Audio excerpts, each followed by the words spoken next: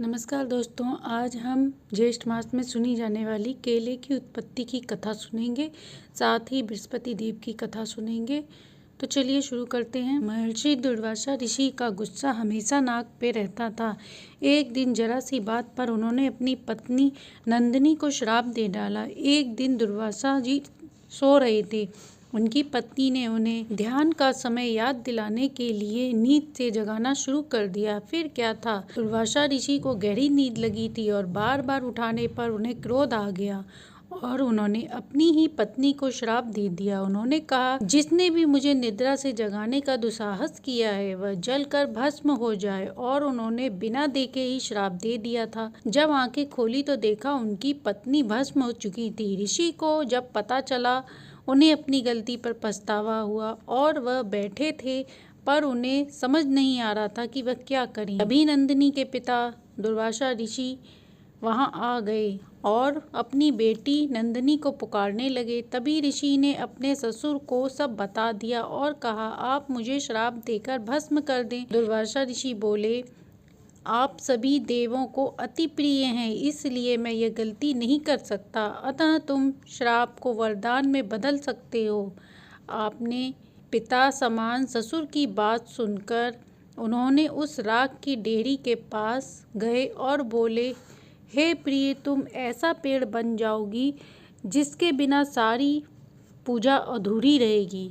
तुम कदली का वृक्ष बनकर सदा पृथ्वी पर निवास करोगी और इस पेड़ के पत्ते सभी धार्मिक कार्यों में उपयोग होंगे।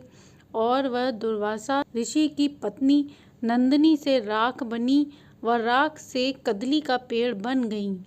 हिंदू धर्म में पेड़ पौधों का विशेष महत्व है। हर धार्मिक कार्यों में इनकी पूजा का विधान है। कोई भी पूजा पाठ में आम, तुलसी, केले, शमी के पत्तों का उपयोग होता है। इन पेड़ पौधों में भगवान का वास होता है। वैसे ही केले के पेड़ में भगवान विष्णु व बृहस्पति देव का वास माना गया है। इनकी पूजा से विष्णु भगवान की कृपा प्राप्त होती है।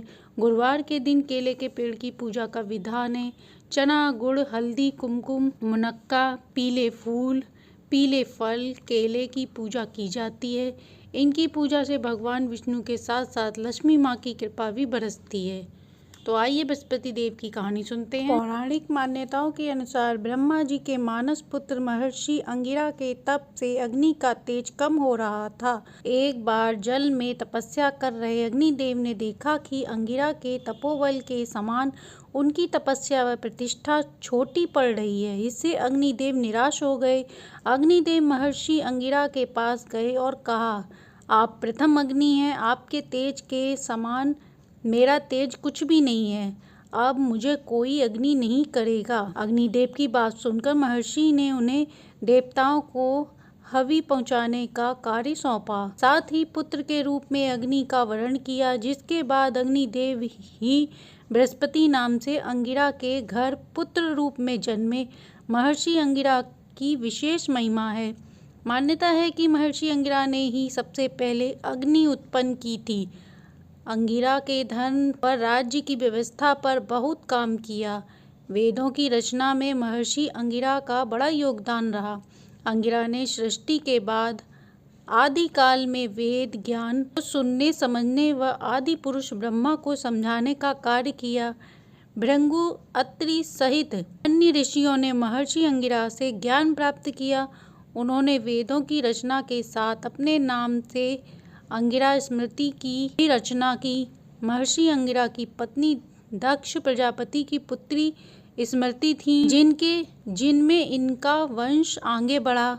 बताया जाता है कि भगवान श्री कृष्ण ने महर्षि अंगिरा से पाशुपत योग की प्राप्ति के लिए कठोर तपस्या की थी। तो ये थी बृहस्पति देव की कहानी, जिसे ज्येष्ठ मास में सुनने से विष्णु भगवान की विशेष कृपा बरसती है। ज्येष्ठ मास में बृहस्पति देव की कहानी तथा केले की उत्पत्ति की कहानी सुनने से घर में सुख, शांति, समृद्धि आती है। कहानी अच्छी लगी तो लाइक एंड सब्सक्राइब करें।